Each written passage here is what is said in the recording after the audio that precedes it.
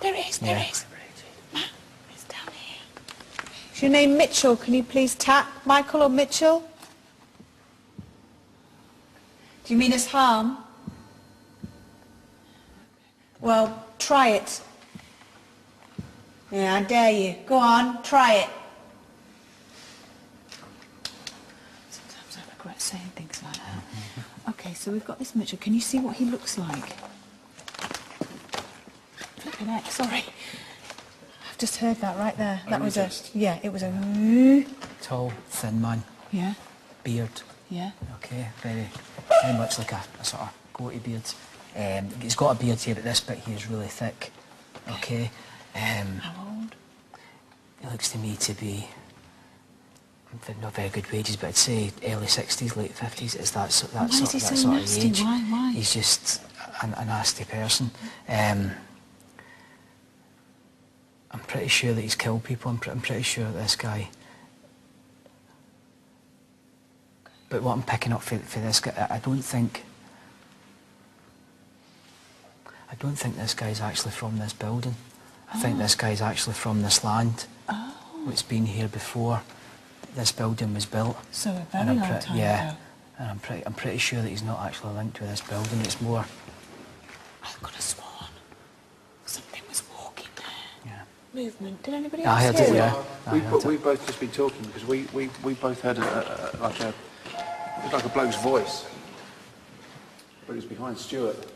Have you noticed? Oh, a bloke's voice. What saying what, Carl? Ask Stuart. What was he asking? What was he saying to you?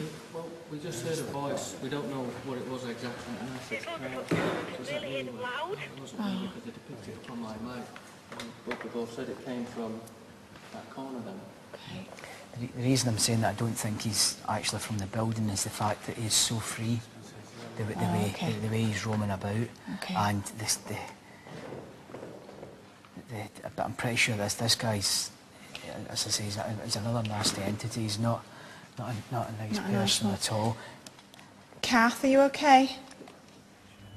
Yeah, there's loads of weird noises. I can hear footsteps. It sounds like it's getting closer and closer and closer, and then the walkie-talkie wasn't working.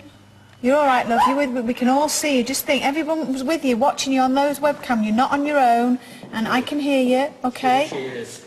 Shut up, Stuart. I am on my own. God, what a stupid thing to say. She can hear you. I'm not really on my own. You're all right, Kath? Well, she's on her own. I know she is, but I had the thing on. I was trying to calm her down a bit. My finger was still on the thing. She went, yes, she is. Well, she's on her own. I know she is, but I was trying to calm her down. What, You're lying to her? Yes.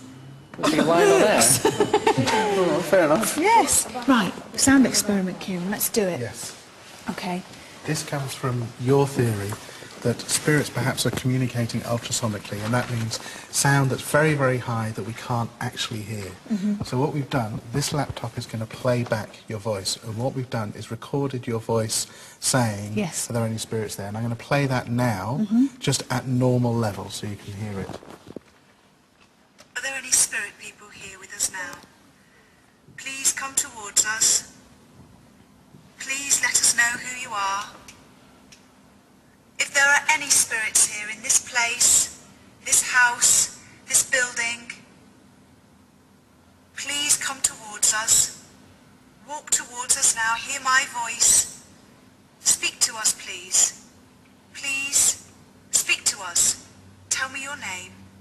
Okay, what we've done with that is called pitch shifting. We've moved it up to the ultrasonic level.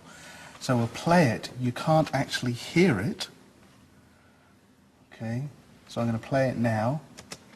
You can't hear it, but hopefully the spirits can hear it and respond. But we've got this bat box here which is converting the sound, so we can hear your voice, albeit in a rather odd way. This house, this building. Please come towards us. So that's what ultrasonically, that's what they could be hearing, but we can't hear it with our ears. Exactly. Please, speak to us. Tell me your name.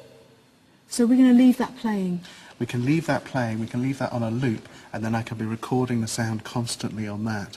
And then if anything happens, I'll also be listening carefully to this. If anything happens, then I can play it back. I can take a segment and bring it back down to our level. Brilliant. And can we leave that running here while we go off and investigate the rest of of the course. place? Yeah, absolutely. Right, let's do that. If you press record and play and I'll record, take care then of let's this do now. that. Carl, shall we go and have a look somewhere else, yeah? Chris was saying that there's somebody up here, this nasty person here. Who's that? Oh, God.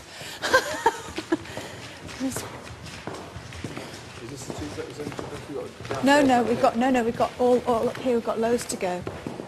Okay. How you doing, Kath? Sorry about that. How you doing, love? You all right?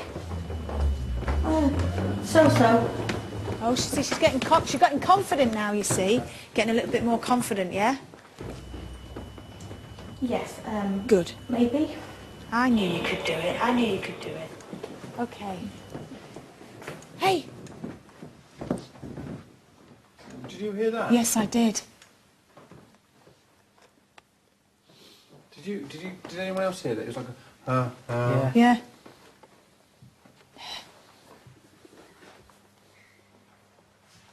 What was that? Hey, that was down here. Hello? Hello? Hello? Can we tell?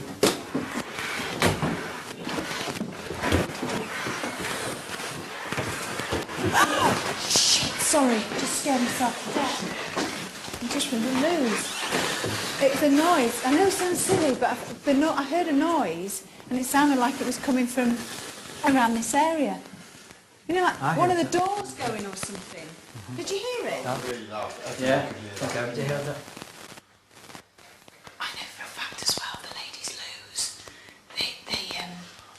There's something not very nice in here. well, it's a ladies' lose, isn't it? Okay. What's the matter? You alright? You alright, Nick? Yeah. Colin.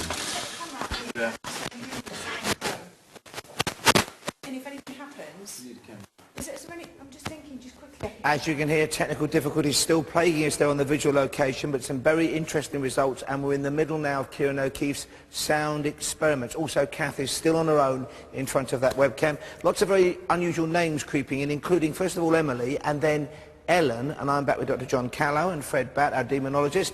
John, let's turn to you first as a historian. Can we place this Ellen person at all in relation to the location? We can try. I mean, one of the things we've got to think about is what do we mean by Ellen? Is it with an I? Is it with an E? Is it a Christian name? Is it a surname?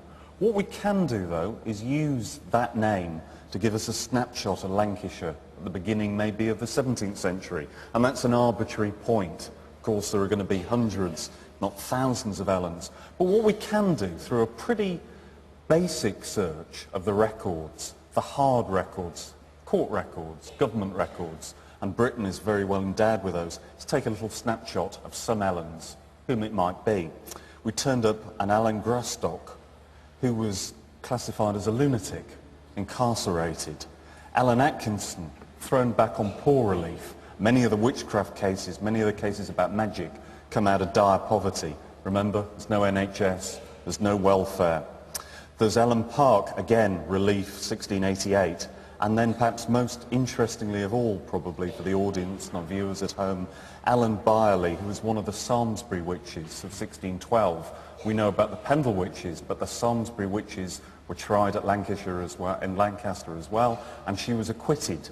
People back then were not uncritical believers. You stood a pretty good chance, even if you were arraigned for trial as a witch, of actually getting off, and she was one of the lucky ones who did. Okay, let's move from the historical records to Fred's area of expertise. Again, that name Ellen came from Brian Shepherd, our medium and psychic artist. So there's an Ellen involved in a witch trial here in Lancaster. There's an Ellen spelt with an IN on the end. In 1620, an old woman, a local woman, was known to consort with the devil locally here.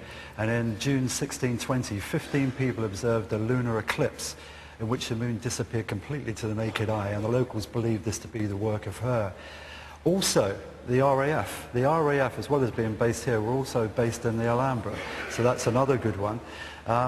The antiques that they were going around, obviously residual energy, it could be the previous owner, could be the place it came from, like a castle or something like that. And items have been regularly thrown off the shelves there, so that's another good hit there. So lots of strands we're slowly bringing together. Thank you both for the I think Fred the good back. thing most of all is Jake. That's exciting. We're going to get him back, which is good. Okay, I'd rather he didn't come back, but Well, I trust you.